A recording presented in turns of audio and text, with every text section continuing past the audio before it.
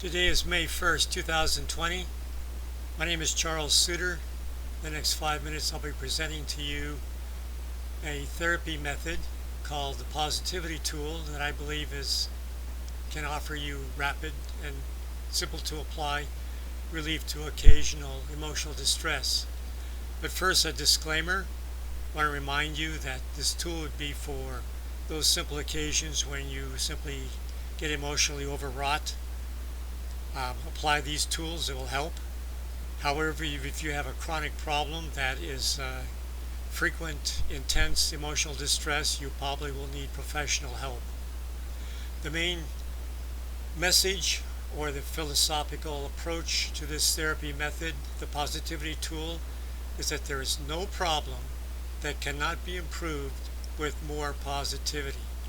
More positivity in, more positivity out.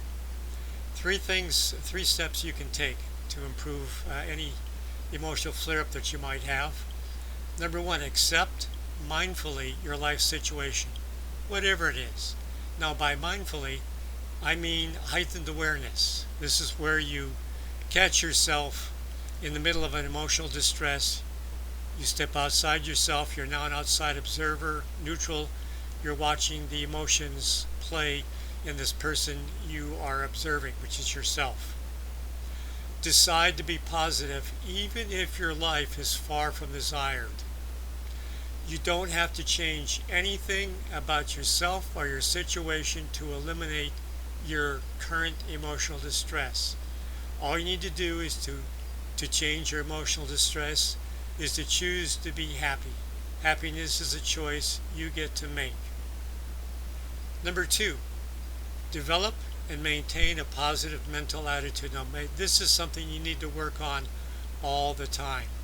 And the more often you go through the positivity tool and apply it to an emotional situation, the more you're going to change those irrational, erroneous, and distorted beliefs that are in your subconscious mind that are the actual cause of your emotional flare-up. You do this enough time, and your personality is going to be changed for the better. You need to change your point of view or your perspective, at least on this particular incident that has caused you your emotional distress. One way to look at that is this a more practical approach is view this just as an inconvenience. It's not a catastrophe. It's not the end of the world. It's just a little inconvenience. Change your point of view, and it will help you reduce your emotional distress. Choose a personally defined life-affirming mantra. The ones I like to use is, I'm okay, you're okay, and life's good. You can develop your own. Repeat this affirmation often until you get emotional relief. I want to remind you that just by being mindfully aware of your emotional distress will all by itself reduce the intensity of that emotional distress. And by continuing to repeat mindfully a life-affirming mantra, you'll get even more additional relief from this emotional distress. If you repeat these affirmations often enough, the emotional distress will eventually die out on its own very quickly.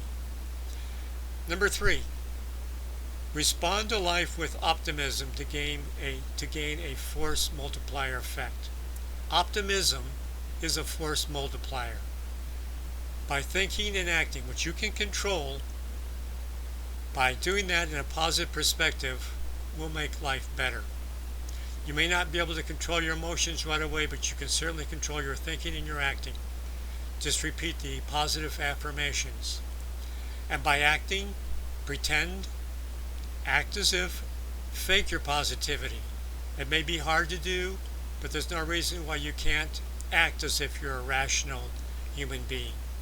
Continue to do this until it becomes more natural for you.